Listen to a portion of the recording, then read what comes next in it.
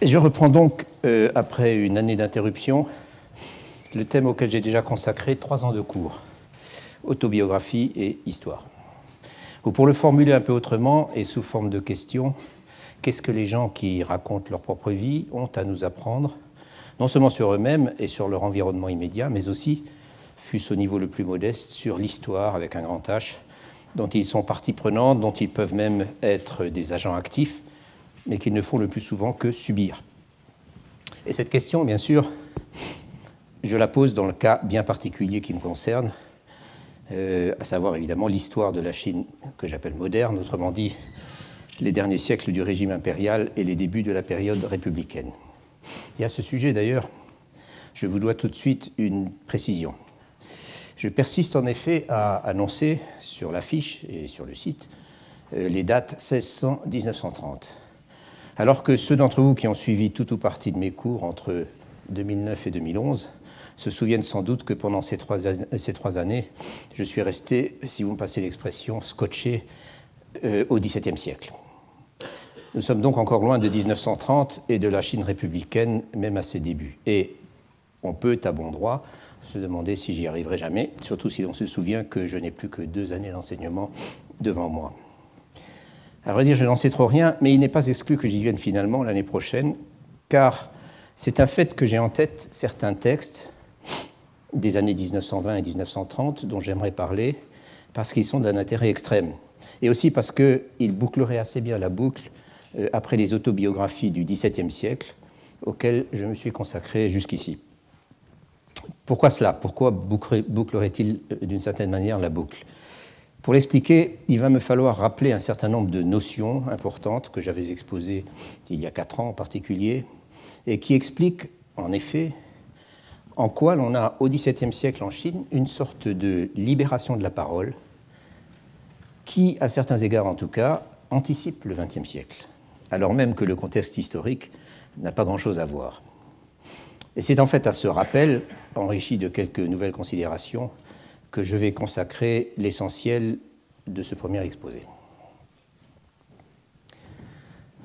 Ce que j'avais illustré et tenté d'expliquer pendant ces 3 années de cours, c'est, si je puis dire, une sorte de résurgence de la première personne en Chine pendant le XVIIe siècle, grosso modo. En tout cas, de résurgence de la première personne dans les documents écrits auxquels nous avons uniquement accès, bien entendu. Mais il est clair que ces documents reflètent quelque chose de très profond. Et pour se faire une première idée de ce quelque chose, il faut commencer par rappeler qu'en Chine, et pas seulement en Chine d'ailleurs, le XVIIe siècle est fondamentalement un siècle de crise. En quoi est-ce un siècle de crise? Eh bien, le XVIIe siècle, c'est d'abord celui du dernier changement de dynastie avant la disparition corps et biens du régime impérial lui-même au début du XXe siècle.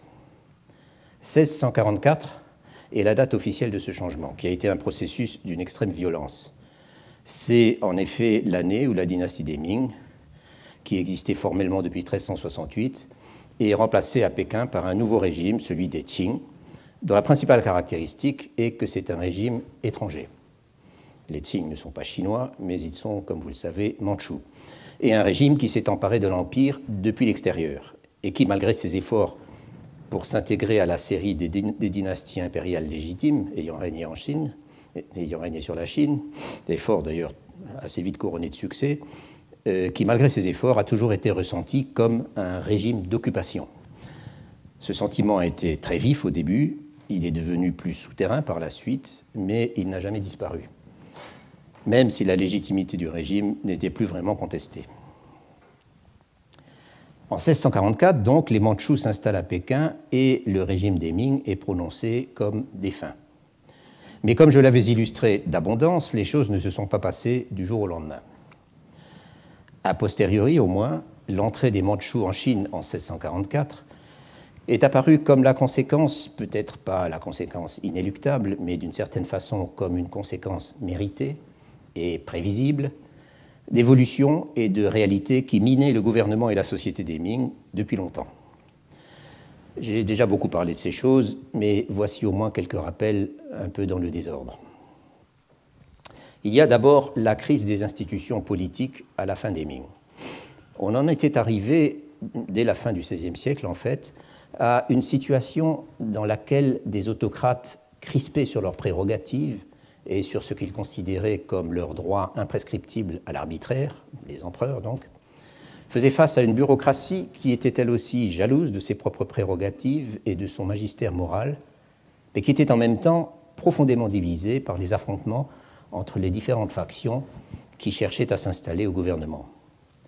Si bien qu'il était à peu près impossible de prendre rapidement et à l'unanimité les décisions imposées par l'urgence.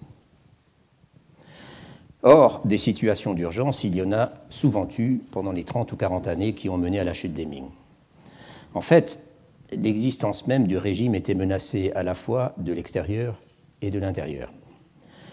De l'extérieur, elle était menacée par la montée de la puissance mandchoue au-delà de la frontière nord-est, et de l'intérieur, elle l'était par des chefs rebelles dont les armées ont sillonné pendant les 15 dernières années du régime la moitié nord de l'Empire avec les forces impériales à leur trousse, en causant des ravages considérables.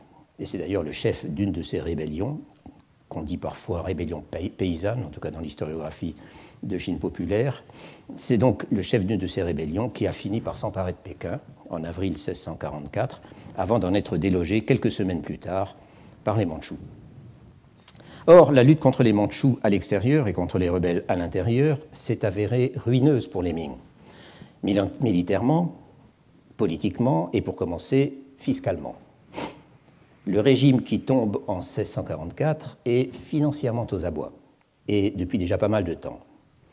Et l'une des causes souvent mentionnées de la chute des Ming est la pression fiscale impitoyable, ou réputée telle, qu'exerçait le gouvernement pour continuer à financer la guerre.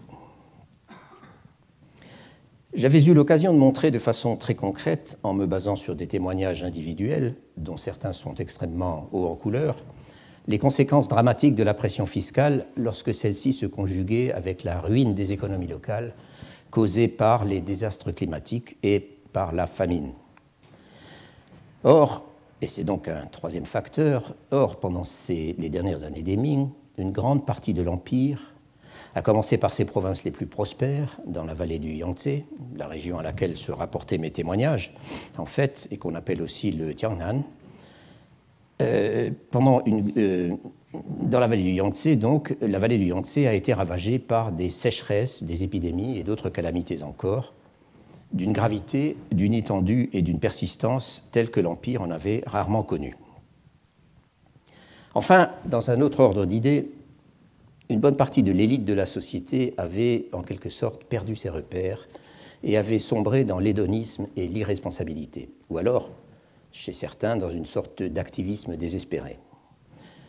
Ce qui rend tellement fascinantes les dernières décennies des Ming, en fait, et surtout dans la région dont je viens de parler, dans le Bas-Yangtze, le Jiangnan, c'est le contraste entre, d'une part, le raffinement, l'esthétisme, le style de vie dispendieux, voire la flamboyance de l'élite la plus favorisée, et d'autre part, cette crise socio-économique qui ne cesse de s'approfondir et qui, à l'extrême fin de la période, ressemble à une véritable dégringolade.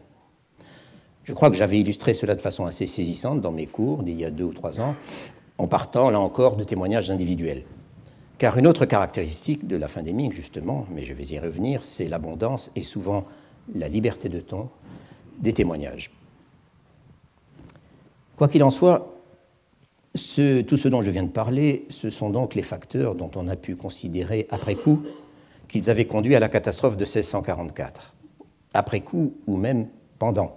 Car en réalité, il n'y avait pas que des hédonistes irresponsables parmi l'élite de la société.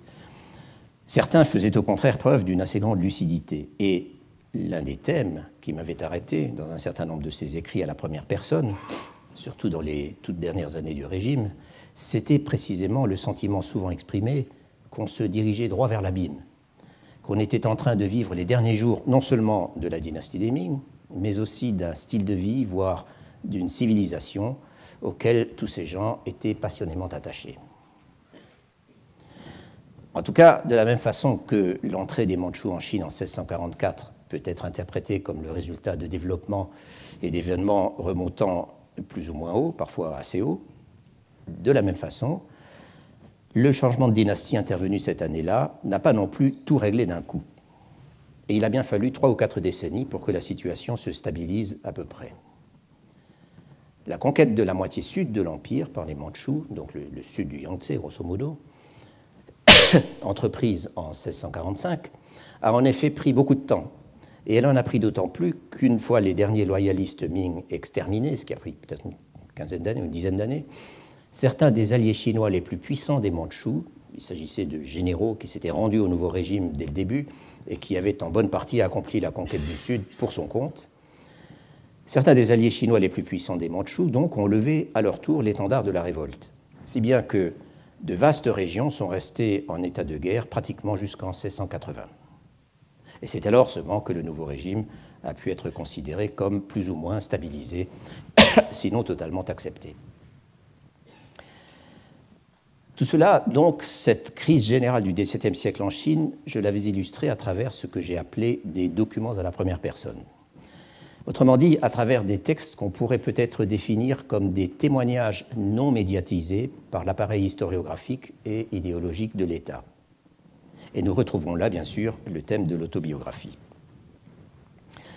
Il se trouve en effet que les dernières décennies des Ming, et encore les toutes premières années des Qing, sont une période quasiment unique dans l'histoire de l'autobiographie en Chine, avant le XXe siècle, justement, puisque je l'évoquais au début. Je veux dire que pendant une période relativement limitée, les contraintes et les conventions qui encadraient de façon extrêmement stricte l'écriture autobiographique, pour être plus précis, le fait de s'exprimer publiquement sur sa propre vie et sur ses propres expériences, et non pas dans un cadre strictement intime, ces contraintes et ces conventions, donc, ont tout d'un coup sauté, et de façon parfois assez spectaculaire. Pas chez tous les auteurs d'autobiographie, bien sûr, mais chez un nombre significatif d'entre eux, en tout cas suffisamment important pour qu'on puisse effectivement parler d'un véritable phénomène de société, d'une tendance dominante et d'une tendance contrastant fortement avec la situation aussi bien antérieure que postérieure. En quoi consistait ce contraste, je vais y revenir dans un instant. Cela étant, si l'on peut certainement dire que la chape est retombée dès que le régime mandchou a trouvé ses marques et a été capable d'imposer son autorité, une autorité terriblement méfiante, intolérante, austère, imbue de respectabilité, n'admettant aucune contestation et pour laquelle la relative liberté intellectuelle qui régnait à la fin des Ming était la marque même du relâchement moral et de l'inconséquence politique. Si l'on peut dire cela, donc, il n'en reste pas moins qu'en cherchant bien, on rencontre aussi sous les Qing, en petit nombre certes, mais quand même, des documents autobiographiques échappant aux conventions, voire franchement anticonformistes, et pour quelques-uns d'entre eux, d'une extrême liberté de ton. Ce n'est d'ailleurs pas un hasard si tous ceux dont j'ai connaissance datent du XIXe siècle, auquel je consacrerai l'essentiel de mes propos cette année. En effet, la chape dont je parlais à l'instant s'est alors faite un peu moins pesante, et pour différentes raisons.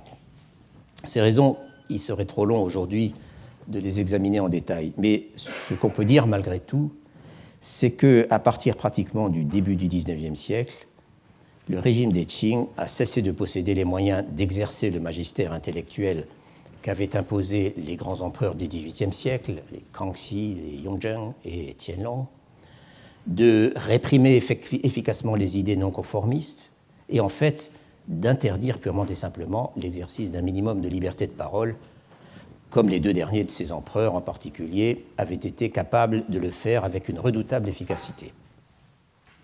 Sous Yongzheng et Qianlong, en effet, le débat politique, quand il existait, restait feutré, et il était de toute façon cantonné aux coulisses du pouvoir. Et il rencontrait très vite ses limites. Ou alors, il était obligé de s'exercer dans la clandestinité, au risque d'être poursuivi pour haute trahison si l'on était exposé. À partir du règne de l'empereur Tia-Qing, en revanche, c'est-à-dire après 1799, sur la feuille qu'on est en train de vous distribuer, il y a la date 1796, mais en fait, pendant les 3 ou 4 premières années de son règne, Tia-Qing était sous la coupe de son père, l'empereur Qianlong, qui avait abdiqué pour cause de grand âge, mais qui continue à exercer le pouvoir. Après 1799, donc, le débat est peu à peu devenu plus ouvert, plus public, encore que toujours tenu à une extrême prudence. Et cette ouverture limitée était inévitable, étant donné les problèmes de toutes sortes problèmes politiques, administratifs, fiscaux, militaires, économiques, que sais-je, qui assaillaient le régime. Car ces problèmes, il était difficile d'empêcher qu'ils ne fussent débattus par une bonne partie de ce que j'appelle la société politique, par quoi j'entends non seulement les membres de la bureaucratie, les gens participant au pouvoir, mais encore quiconque était concerné d'une manière ou d'une autre par les affaires du gouvernement, c'est-à-dire en gros l'ensemble de ces gens qu'on est convenu d'appeler les lettrés, dans la mesure où leur formation, leurs préoccupations et leur existence même étaient inséparables de l'État. Toutes ces choses sont à vrai dire assez difficiles à cerner avec précision, mais il me paraît néanmoins clair que l'ambiance a très nettement changé dès après le tournant du XIXe siècle. Plus précisément, je crois qu'on peut dire qu'avec les difficultés politiques qui ont accompagné la fin du règne de l'empereur Tianlong, puis après la purge opérée non sans hésitation par son successeur, à partir de 1799 donc, et enfin avec la crise de l'administration qui n'a cessé de s'approfondir dans les décennies suivantes, avec tout ça, le régime a quelque peu perdu de sa respectabilité, et je dirais même, si l'on me passe le terme, de sa gloriole. Cela, même si personne n'aurait osé le dire dans de tels termes, et même si la légitimité de la dynastie et la quasi-sainteté attribuée à la personne de l'empereur restaient des sujets intouchables, ce qui n'était pas du tout le cas pendant la crise de la fin des Ming. Quoi qu'il en soit, c'est dans ce contexte, je crois, qu'il faut replacer l'existence de documents autobiographiques d'une liberté de ton qu'on aurait du mal à imaginer au XVIIIe siècle. Et ce sont donc, encore une fois, à ces documents autobiographiques datant du XIXe siècle, un peu hors normes, et en outre, je dois malgré tout insister là-dessus, très peu nombreux, on est très loin du XVIIe siècle, que je m'intéresserai cette année. Mais avant d'y venir, il me reste encore un certain nombre de choses à dire sur le thème de l'autobiographie en Chine, à dire et en partie, bien sûr, à rappeler, car j'en avais déjà beaucoup parlé en introduisant ma précédente série de cours. Je crois que pour fixer les choses et mieux vous faire comprendre ce qui singularise ces documents à la première personne un peu spéciaux auxquels je m'intéresse, et qui constituent un ensemble, il faut y insister, assez réduit au sein de la masse des écrits autobiographiques produits en Chine pendant la période impériale, pour vous donner donc une première idée de l'originalité et de la richesse du témoignage qu'il porte, il est indispensable de commencer par rappeler les caractéristiques les plus marquantes du reste, autrement dit de la masse des écrits autobiographiques chinois que je caractériserai, pour faire court, de conventionnels. Conventionnels, mais pas pour autant inintéressants ou inutiles, il faut quand même le préciser. C'est une évidence et une banalité que de dire que les différents genres et formats biographiques, en général, et autobiographiques en particulier, dont je vais tout de suite redire un mot, sont une source essentielle et en outre une source massive et à laquelle on ne cesse de se référer pour la recherche historique sur la Chine impériale. Je pense que le plus simple aujourd'hui est de partir du contenu type de ce que j'appellerais la biographie à la chinoise, l'autobiographie se présentant à beaucoup d'égards comme un sous-genre de la biographie tout court.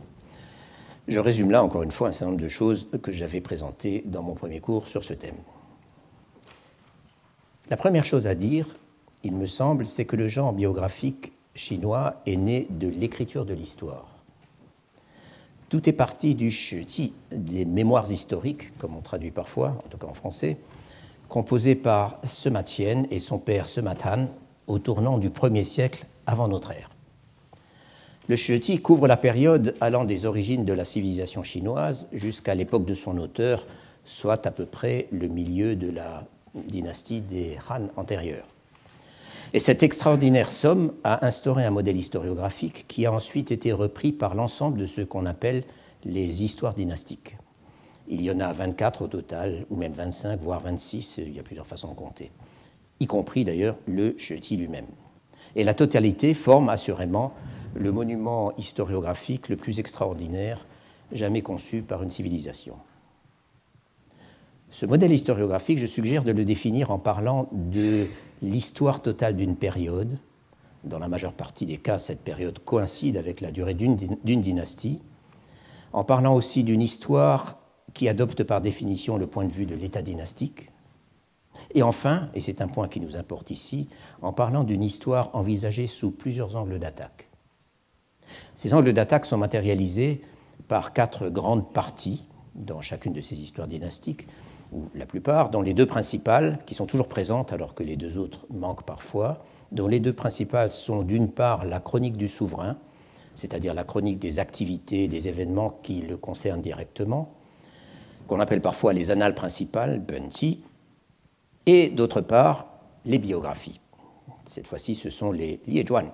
Entre les deux s'intercalent, dans la majorité des cas, une série de monographies spécialisées portant sur des sujets tels que la fiscalité, la justice, les rites, la littérature et plusieurs autres choses encore, et reflétant, là encore, toujours le point de vue de l'État. Donc, une série de monographies ainsi que des tableaux chronologiques.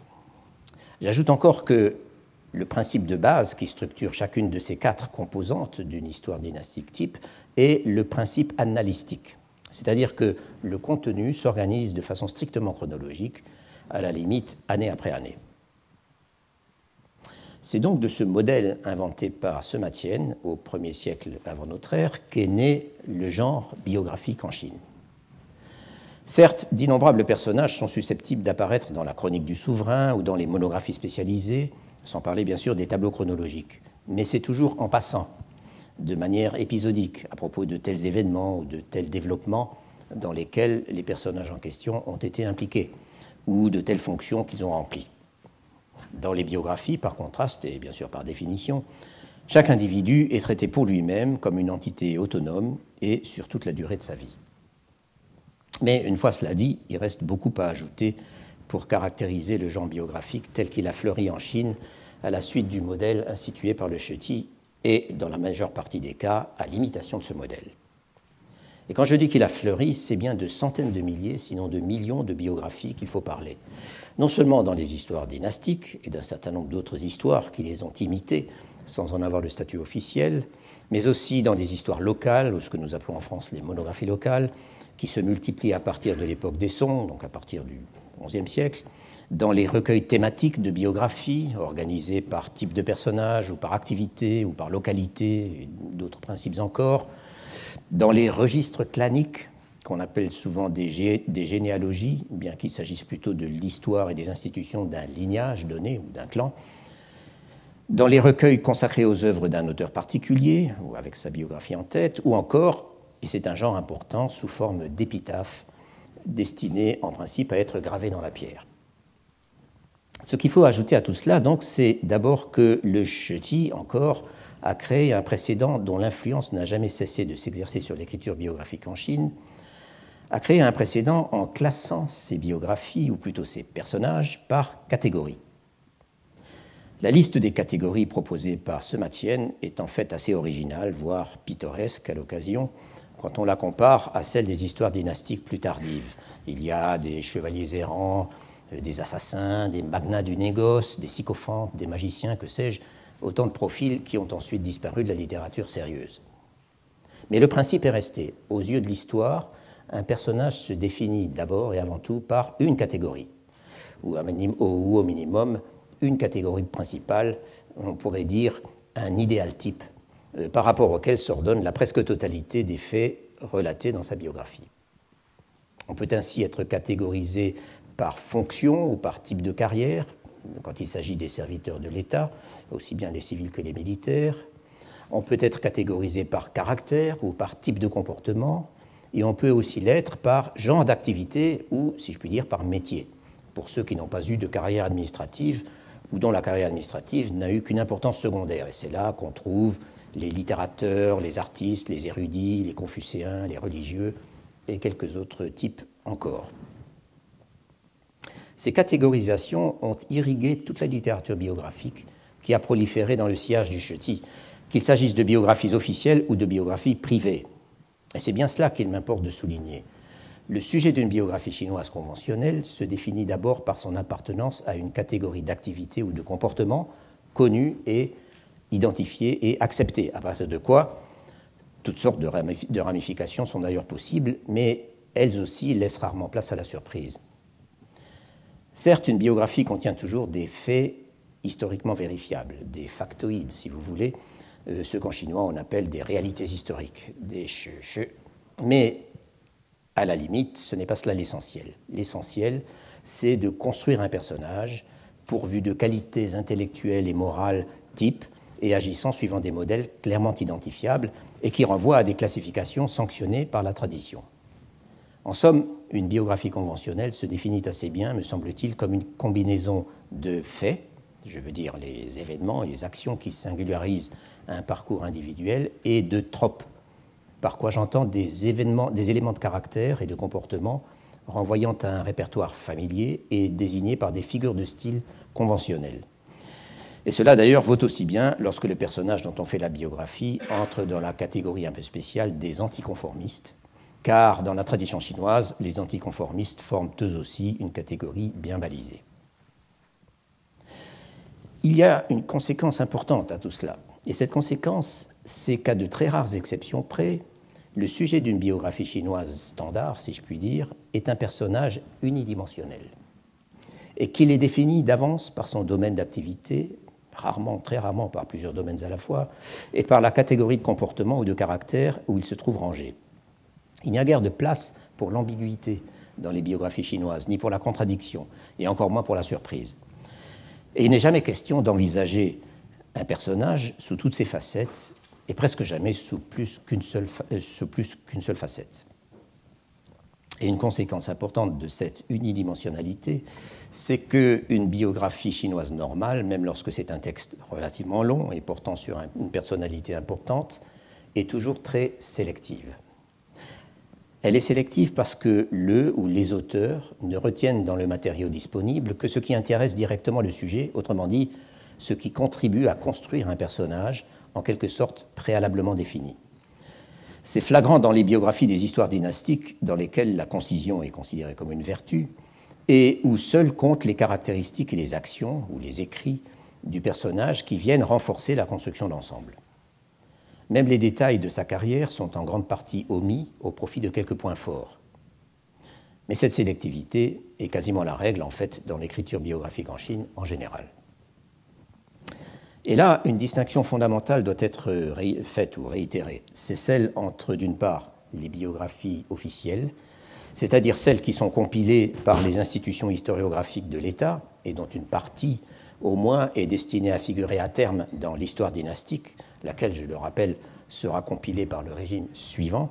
Une histoire dynastique est par définition l'histoire posthume d'un régime. Donc d'une part cela, et d'autre part les biographies privées.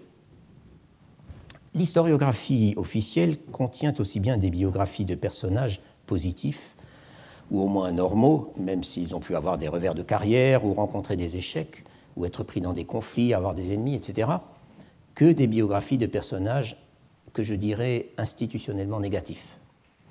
Des fonctionnaires corrompus, des traîtres, des rebelles, des eunuques, que sais-je. Des exemples à contrario, si vous voulez. En revanche, une biographie privée, à quelque catégorie qu'elle appartienne, est toujours positive. Car la raison d'être même du genre est de mettre le personnage dont on fait la biographie systématiquement en valeur, même lorsque dans la réalité, il n'y a pas grand-chose à mettre en valeur, de monter en épingle ses qualités morales et son éminence intellectuelle présumée, afin que tout cela rejaillisse sur sa famille et sur sa communauté. Du coup, les aspects négatifs de sa personnalité, les comportements peu honorables qu'il a pu avoir à se reprocher, ses problèmes de famille, ses problèmes d'argent, bref, tout ce qui fait tâche, tout cela est systématiquement gommé. Et de la même façon, les épisodes malheureux de sa carrière sont passés sous silence, ou alors ils sont représentés sous un jour tendancieux et qui lui est toujours favorable. C'est ce que j'appelle l'impératif de respectabilité. Et cet impératif de respectabilité se trouve, je crois, au fondement même du genre biographique en Chine. Et il en va de même pour le genre autobiographique, cette fois, qui, bien sûr, nous concerne plus immédiatement dans cette série d'exposés. Je l'ai déjà dit, l'autobiographie en Chine peut être considérée comme un sous-genre de la biographie, ou un genre dérivé, au sens où elle lui emprunte beaucoup de traits formels et où elle répond, dans la majeure des cas, aux mêmes exigences de cohérence et d'honorabilité. Historiquement, les textes autobiographiques remontent aussi haut que le genre biographique. On leur accorde d'ailleurs traditionnellement la même origine, à savoir, encore une fois, les mémoires historiques de Sima Qian. Le grand œuvre de Sima Qian se termine en effet par un essai autobiographique dont le titre, Zexu, littéralement se raconter soi-même, est devenu ensuite l'un des mots courants pour désigner les autobiographies. En outre, le texte lui-même a par la suite été considéré comme un modèle de deux points de vue. D'une part, pour la sincérité avec laquelle Sima Qian s'exprimait sur sa vie, et notamment sur les épreuves qu'il avait traversées. Comme vous savez sans doute, il avait été condamné à se suicider pour avoir été accusé d'implication dans un complot, mais il avait accepté la peine de castration à la place, bien plus infamante, en échange de la possibilité justement de mener son grand œuvre à bien. Donc, il s'exprime avec sincérité là-dessus et aussi sur ses intentions en tant qu'auteur de la première grande somme historique composée en Chine, ce dont il était évidemment parfaitement conscient. Donc, d'une part cela, et d'autre part, l'autobiographie de Sima Qian, à la fin du Sheti, a toujours été considérée comme un modèle parce que Sima Qian proclamait que tout ce qu'il écrivait avait pour but ultime de faire honneur à ses ancêtres. Or, ces deux idéaux, être sincère et faire honneur à ses ancêtres, ne sont pas sans impliquer quelques contradictions, potentiellement, tout au moins.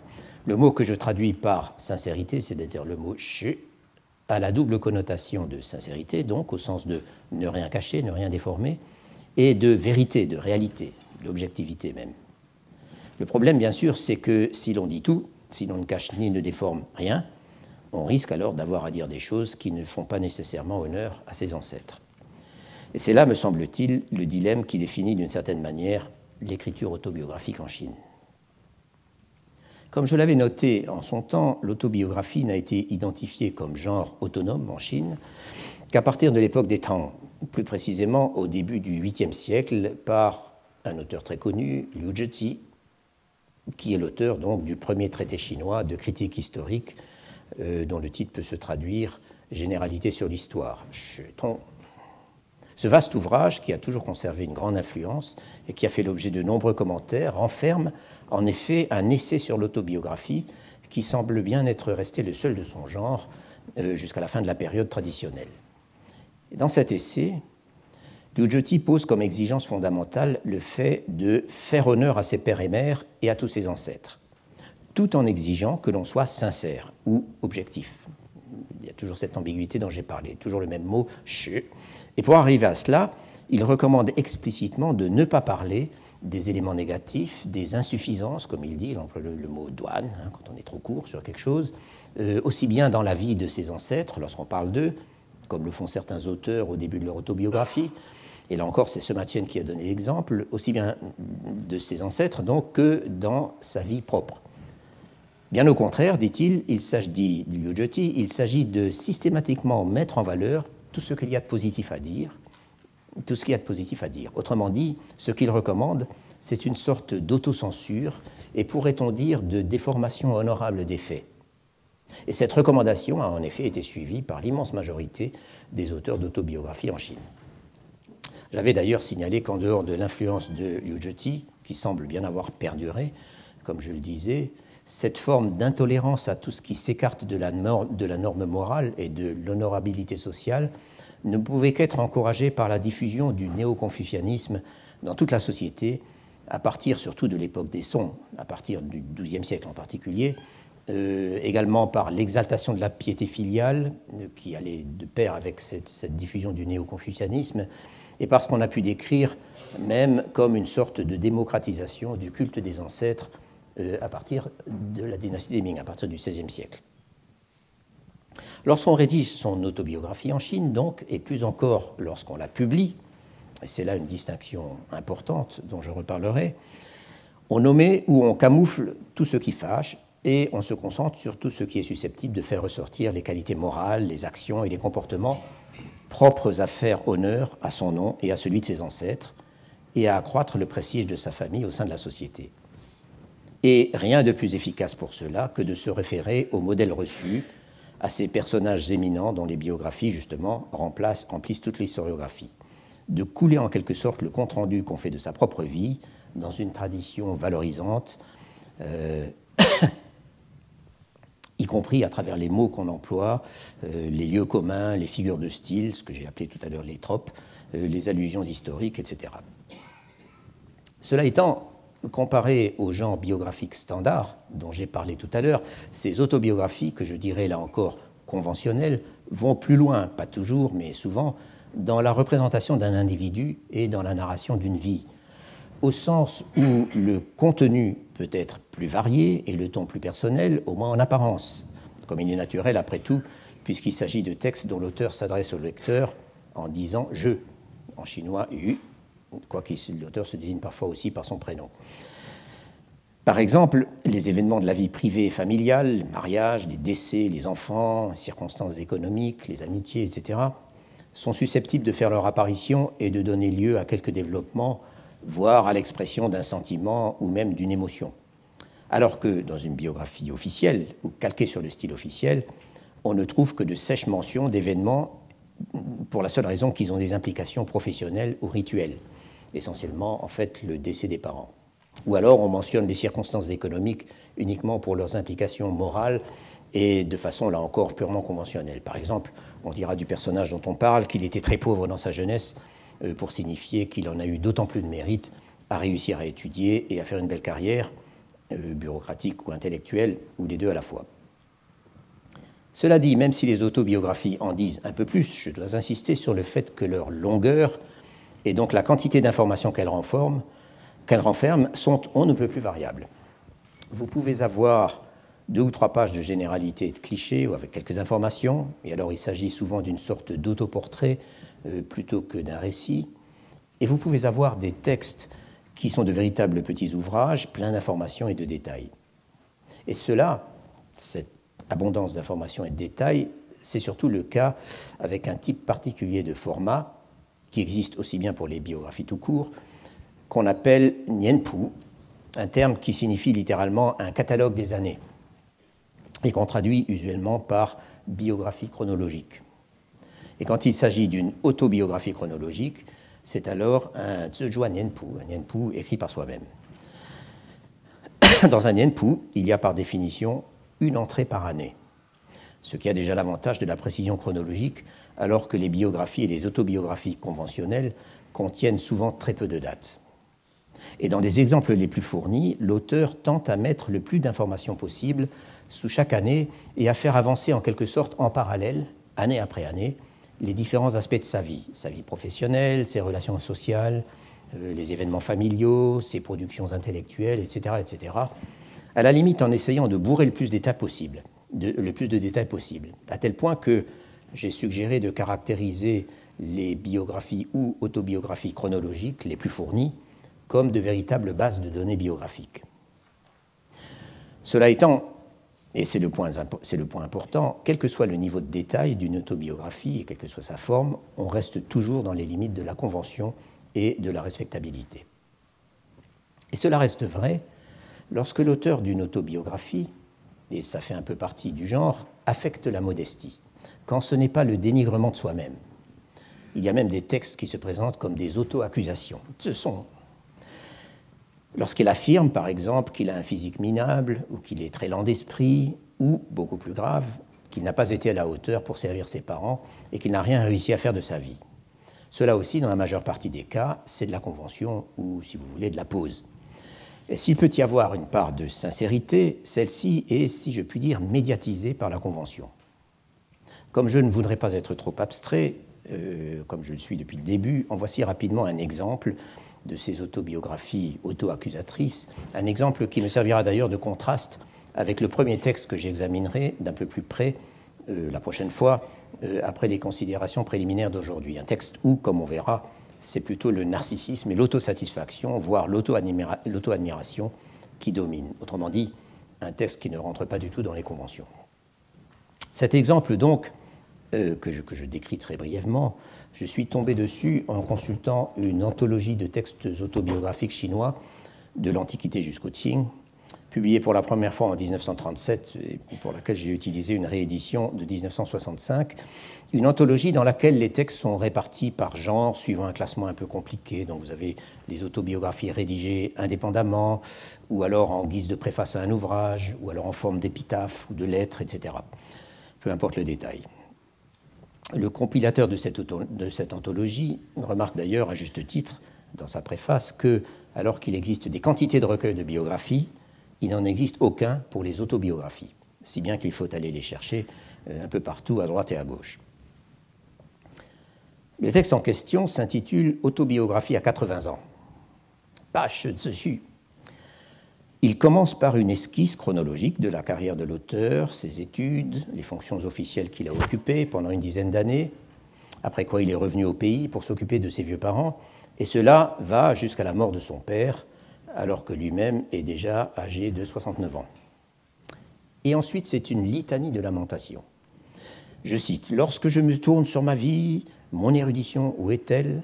Ma carrière de fonctionnaire, où est-elle? Quand je suis revenu du Sichuan, donc c'était après avoir quitté l'administration, je voulais m'occuper de mes parents, je voulais étudier. Et pourtant, en dépit de ces intentions, je n'ai pas eu la capacité de m'occuper de mes parents, et mes travaux, finalement, ils n'ont abouti à rien. » Et ça continue de la même façon. Il répond à un correspondant imaginaire qui lui recommandait de ne pas se plaindre, de profiter de sa longévité, en se plaignant que sa longévité ne lui sert de rien, que les choses sont irrattrapables, que l'important, ce n'est pas de vivre de longues années, c'est de ne pas les dilapider, littéralement, de ne pas vivre les années, de ne pas vivre ces années en vain. De ne pas les gaspiller. Or, qui est ce monsieur qui n'a rien fait de sa vie et qui a tout raté? C'est Duan Yucai, né en 1735 et mort en 1815, une célébrité. Peut-être en effet que sa carrière politique n'a pas été très brillante, ni très agréable. Il a été envoyé comme magistrat dans des provinces lointaines et à l'évidence, il n'avait aucune perspective de promotion. Mais intellectuellement, il était considéré de son vivant comme un colosse. C'était le philologue et phonéticien le plus éminent de son époque. Il était en relation avec tous les grands esprits du temps. Ses œuvres étaient publiées et son influence a été extrêmement durable. On peut bien sûr exclure que Duan Yucai ait eu un moment de déprime et de doute à l'approche de sa mort, laquelle est survenue 1 an plus tard.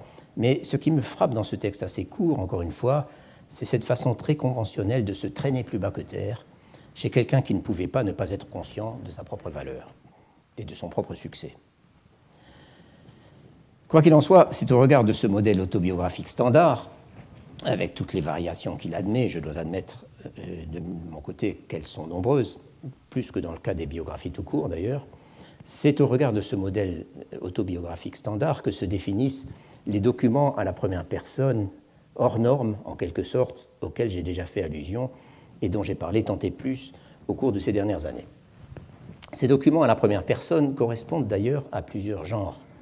Il y a les autobiographies proprement dites, qui affectent des formes assez variables, notamment les nienpu, dont j'ai parlé tout à l'heure, mais il y a aussi les journaux, tenus au jour le jour par beaucoup de lettrés, les témoignages, arrangés en forme de chronique historique, et d'autres encore. Je l'ai dit, ces textes dans lesquels les auteurs s'affranchissent d'un bon nombre de conventions connaissent à la fin des Ming une efflorescence qui n'a pas d'autres exemples dans l'histoire de la Chine impériale. Et j'ai esquissé, il y a un moment, quelques-unes des raisons historiques, sociales, politiques, qui peuvent expliquer cette exception Ming, si je puis dire. J'aurais pu en ajouter d'autres de raisons, par exemple des raisons philosophiques ou plus encore religieuses, ou disons culturelles au sens large. Pour user de la même expression que tout à l'heure, on a l'impression d'une sorte de perte de repères chez beaucoup, et chez certains d'une recherche d'autres repères, dans la religion en particulier, dans la perspective de l'effondrement final des encadrements académiques, intellectuels et politiques habituels qui est en train de se profiler. Quant au contenu et au ton même de ces textes, en quoi donc ils sont hors normes, il devrait suffire aujourd'hui de rappeler un certain nombre d'éléments que, là encore, j'avais eu l'occasion de développer et d'illustrer assez longuement. Mais c'est important de le faire car c'est par rapport à tout cela qu'il nous faudra évaluer les textes dont je parlerai plus tard. Le plus frappant, sans doute, chez bon nombre d'auteurs de la fin des Ming, en tout cas chez les plus intéressants d'entre eux, c'est le réalisme avec lequel ils parlent de la société dans laquelle ils vivent, avec lequel ils parlent des comportements, des relations interpersonnelles, des sentiments, etc. Et c'est la façon dont les grilles de jugement qu'ils adoptent sont loin de toujours coïncider avec les valeurs reçues. Et quand ils parlent d'eux-mêmes, ce qui est très frappant aussi, c'est l'absence d'inhibition, c'est un effort d'introspection, voire, dans certains cas, d'auto-analyse, qui nous met à des années-lumière des autobiographies ordinaires.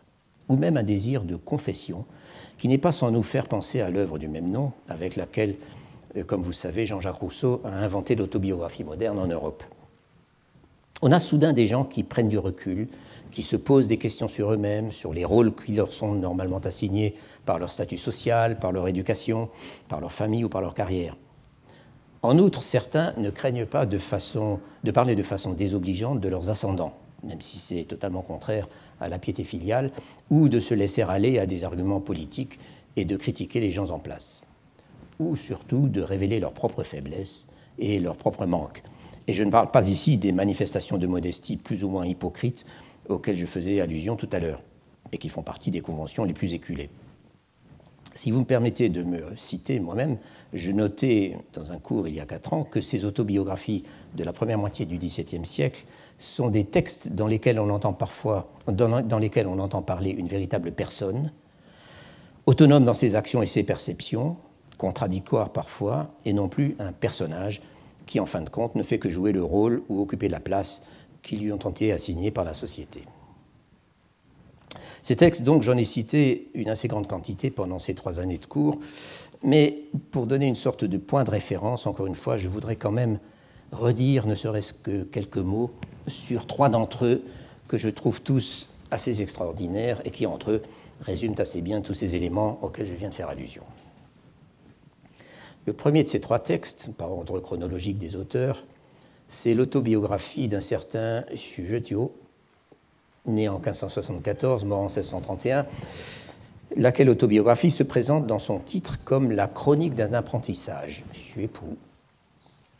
L'apprentissage dont il est question dans ce texte foisonnant, long et en plus difficile, avec des retours en arrière et des digressions, cet apprentissage ne désigne pas, comme on pourrait le croire, l'acquisition des savoirs lettrés, mais il désigne bien l'apprentissage de la vie publique et de ses choses trappes, de la mentalité, des comportements souvent médiocres du milieu des fonctionnaires, et aussi de la façon dont on peut essayer de préserver sa propre intégrité et d'accepter les revers et les désillusions avec équanimité. Et c'est aussi la poursuite d'une certaine authenticité dans sa vie professionnelle et dans sa vie personnelle. En effet, si la carrière de Xu Zhetio forme le fil conducteur du Xuepu, l'autobiographie commence en fait quand il passe l'examen du doctorat et qu'il reçoit son premier poste, ce qui est en 1610. Et si le texte évoque ses fonctions administratives en grand détail, il contient beaucoup plus que cela. Xu Zhetio parle d'abondance de sa vie extra-professionnelle, de ses voyages, de sa famille, de ses relations, et aussi de ses ruminations philosophiques et spirituelles, de ses inquiétudes et des sentiments très mitigés que lui inspire justement son métier de fonctionnaire. Je parlais d'introspection, de prise de recul, et de ce point de vue, le texte de Xu Zhetio est peut-être le plus radical et le plus lucide de tous ceux que j'ai vus. Et puis, c'est quand même en bonne partie une autobiographie professionnelle, et cette notion d'autobiographie professionnelle, j'aurai à y revenir assez en détail très bientôt. La seconde autobiographie dont je voulais redire un mot est celle du poète Ye Shaoyuan, né en 1589, mort en 1648, un texte qui a pour titre Tian Liao Zi Zhuan Nian Pu. Le Tian Liao, qui signifie littéralement le ciel est vide, est un terme avec des connotations taoïstes et c'est simplement un des sobriquets, un des noms sociaux, si vous voulez, de l'auteur. Donc, autobiographie chronologique de M. Tian Liao. C'est un texte nettement moins long que celui de Xu Zhetio, plus ramassé dans sa narration, moins introspectif peut-être, mais tout aussi franc et aussi plus intimiste et plus tourné vers la famille de l'auteur et vers tous les malheurs qui l'ont frappé. Ye Shaoyuan, qui appartenait à une famille distinguée de Suzhou, donc vraiment le cœur de la Chine cultivée, avait passé le doctorat et avait été fonctionnaire dans un ministère à Pékin.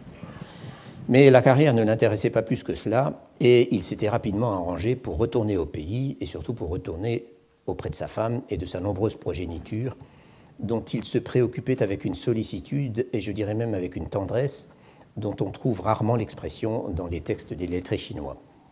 Sa femme et ses filles étaient toutes des poétesses distinguées dont il s'efforçait de faire connaître et de publier les œuvres. L'autobiographie de Ye Xiaoyuan, en tout cas, après son retour au foyer en 1630, se présente comme la narration d'une trop courte période de bonheur parfait, suivie d'une lente descente aux enfers. Il perd sa femme et plusieurs de ses enfants au fil des années. Il est obligé de contracter des emprunts et de vendre peu à peu son patrimoine pour payer les funérailles et pour faire vivre ce qui lui reste de famille, et ça fait encore beaucoup de monde. Et toute la fin de l'autobiographie est d'une tristesse infinie, noyée pour ainsi dire dans le chagrin. Et à la fin de sa vie, au début des années 1640, Ye Xiaoyuan a encore dû traverser, comme tous ses concitoyens, les épreuves terribles infligées par la sécheresse et la famine à la région habituellement si prospère où il était né et où il résidait, avant que ne survienne la catastrophe finale, c'est-à-dire la conquête mandchoue en 1645.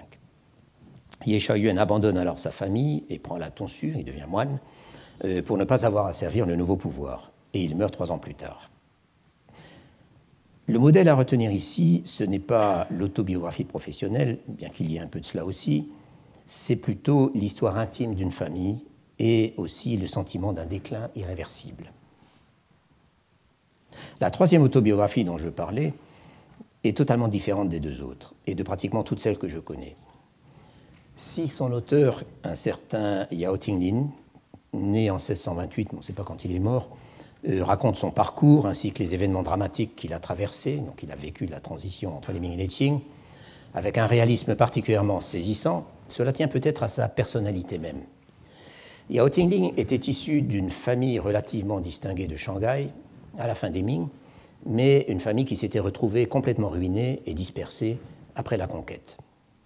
Contrairement aux 2 autres auteurs, il n'est jamais devenu un lettré patenté, et il a passé l'essentiel de sa longue vie, donc sous le nouveau régime, après 1645, dans des circonstances extrêmement modestes, comme agent subalterne d'administration, comme maître d'école dans un village, et aussi comme petit propriétaire exploitant, et encore comme avocat privé en quelque sorte.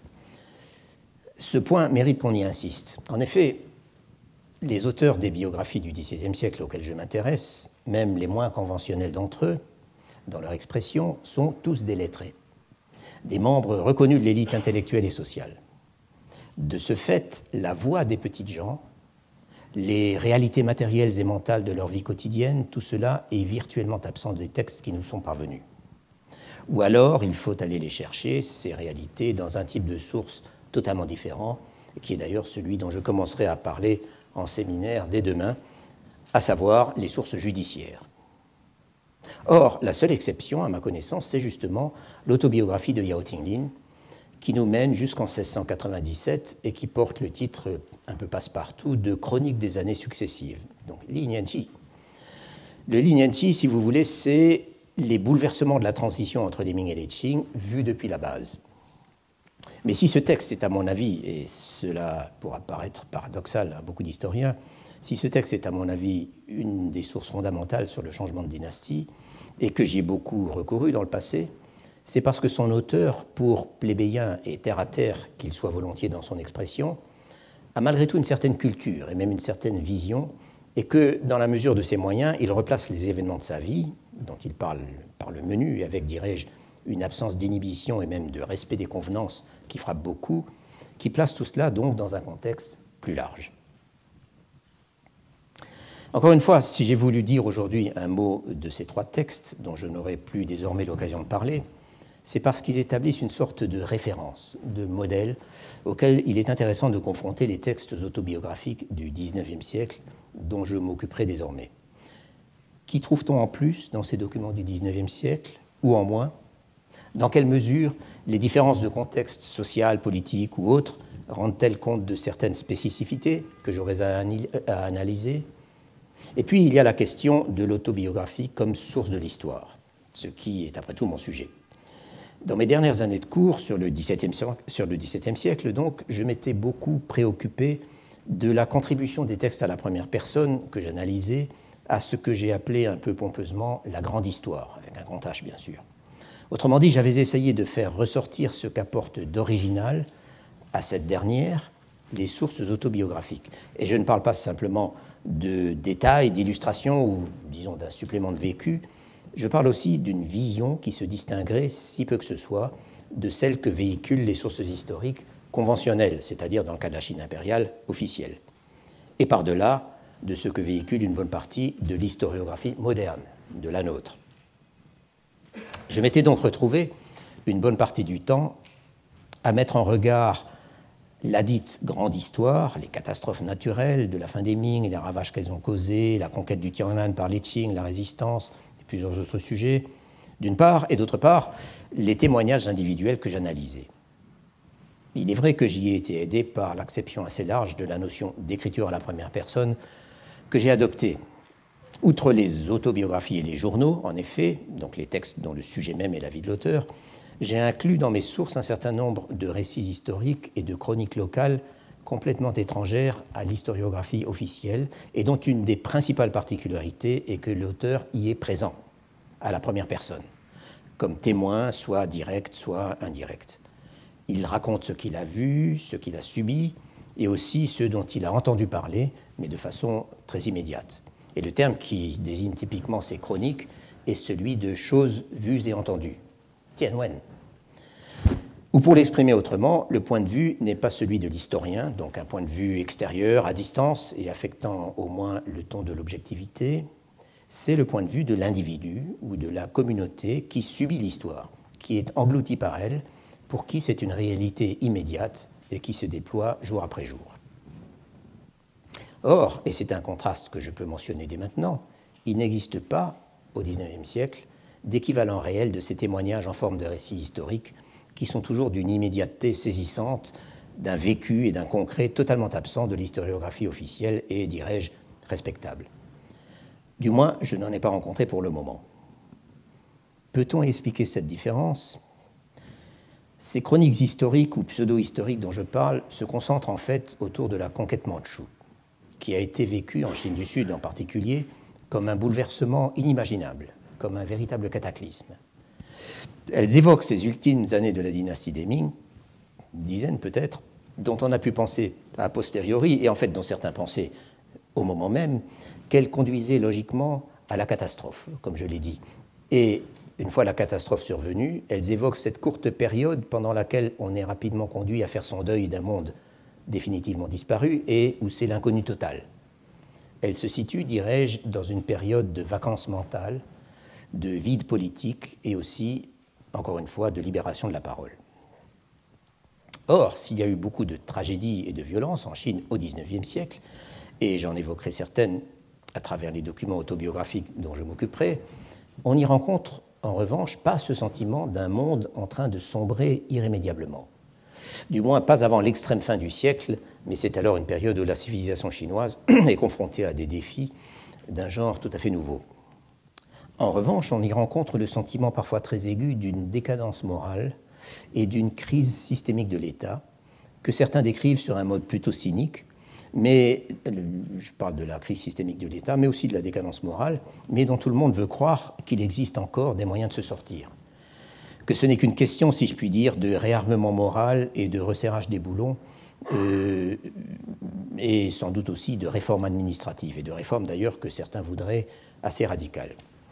Il y a donc une différence très grande de contexte mental avec la crise du XVIIe siècle, en ce sens que cette perte de repères dont je parlais tout à l'heure, on ne la rencontre pas, autant que je puisse le dire, au XIXe siècle. Du moins pas avant les dernières années, vraiment les années ultimes des Qing et en général de l'Empire. Et cela, même si certains semblent assez désemparés devant l'accumulation de problèmes que connaît alors le pays, et ce, dès avant les grandes crises du milieu du siècle, donc la rébellion des Taiping, etc., où les choses deviennent alors réellement graves. Ce sentiment de crise systémique et de décadence morale est très en évidence dans les textes dont je parlerai, enfin dans certains d'entre eux qui sont justement les plus intéressants. J'aborderai en fait la semaine prochaine la question, ou peut-être la semaine d'après seulement, la question par le biais de ce que j'ai baptisé les autobiographies professionnelles, un thème donc, que j'ai déjà mentionné tout à l'heure. J'ai déjà évoqué les autobiographies professionnelles du XIXe siècle dans mes cours il y a maintenant un certain nombre d'années, mais à présent j'envisage de les considérer sous un jour assez différent et aussi de façon beaucoup plus systématique, à la lumière justement de tout le travail sur l'autobiographie que j'ai eu l'occasion de faire plus récemment.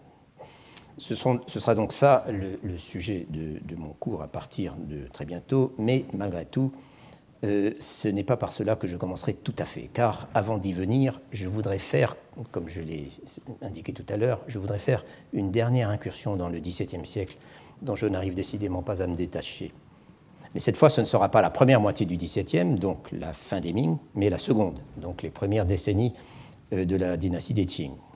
Et comme nous le verrons, l'autobiographie dont je parlerai la semaine prochaine, donc, est un ouvrage tout à fait atypique, et là encore d'une liberté de ton qui disparaît largement pendant le siècle suivant, le XVIIIe. Et en outre, c'est un texte rédigé par un personnage qui, pour une fois, n'est pas fonctionnaire, même si, en dépit de ses dénégations, il aurait bien aimé l'être.